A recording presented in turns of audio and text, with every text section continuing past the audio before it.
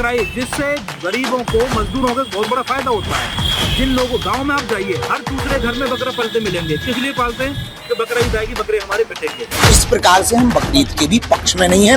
हम किसी को अगर जीवित नहीं कर सकते हैं तो मारने का अधिकार भी किसी को भी नहीं है। कल्चर में, किसी भी संस्कृति में, किसी भी मजहब में है, निश्चित रूप से वो निंदनीय है। वो किसी भी प्रकार से हो, हम बलि प्रथा के पक्ष में नहीं हैं। इस प्रकार से हम बकरीद के भी पक्ष में नहीं हैं।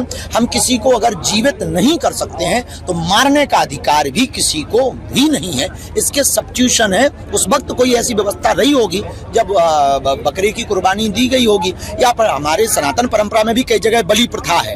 हम देखो दोनों पक्ष का एक्सेप्ट कर रहे हैं। तो अब लेकिन उपाय हैं, उपचार हैं। अब समय बहुत बदला है, हम सब सभ्य हैं, सुशिक्षित हैं। इसलिए हमें लगता है जीव हिंसा को रोकना चाहिए, अहिंसा परमो धर्मा के पर्याय पर चलना चाहिए। उससे निश्चित रूप से कि जो भी मजहब है, मजहब को भी तंदुरुस्ती मिलेगी, सबको जीने का अधिकार है। ये नया प्रण और प्रेरणा प्राप्त होगी।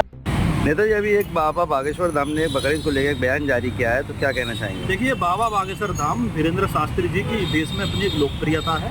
तमाम धर्मों के लोग उन्हें जानते हैं और देश के बड़े प्रसिद्ध कथावाचक हैं। उनको इस तरीके के धार्मिक बयान नहीं देने चाहिए। बकरा ईद को लेकर के बयान दे रहे हैं और कह रहे हैं कि हम जीव हत्या के खिलाफ हैं। तो आप बताइए, बकरा सिर्फ बकरा ईद में थोड़ी नहीं कटता है। शीतला माता का मंदिर है राजस्थान में, बकरा वहाँ कटता है, बकरे की बलि दी जाती है।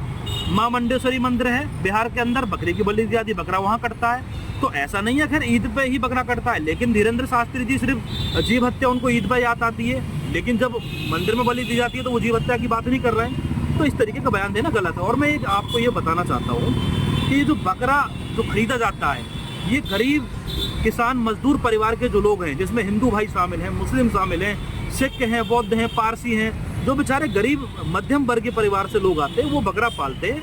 और जब उनका बकरा कुर्बानी के लिए खरीदा जाता है तो वो पैसा डायरेक्ट ही उनके घर चूल्हे में काम आता है, उनके परिवार पलते हैं। तो एक बहुत बड़ी जो फायदा है किसान वर्ग का, मजदूर वर्ग का, वो इस बकरा ईद के माध्यम से होता है। देश में एक त्योहार ऐसा है बकरा ईद, जिससे गरीबों को, मजदूरों को बहुत बड़ा फायदा होता है।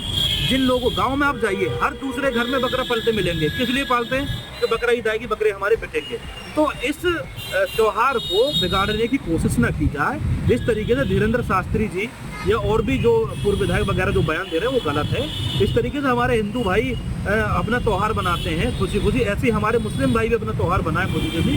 किसी को भी ये अधिकार नहीं है किसी के भी त्योहार में जाकर के हस्तक्षेप करें। बहुत ही गलत बयान है। धीरेन्द्र शास्त्री जी को चाहिए कि इन राजनीतिक बयान से बच करके अपना जो कथावाचक वो कर रहे हैं, दुनिया में अपनी एक उन्होंने छवि बनाई है, उसको बरकरार रखें। इस तरीके गलत बयानबाजी करके अपना नुकसान कर रहे हैं, कोई भी फायदा होने वाला नहीं।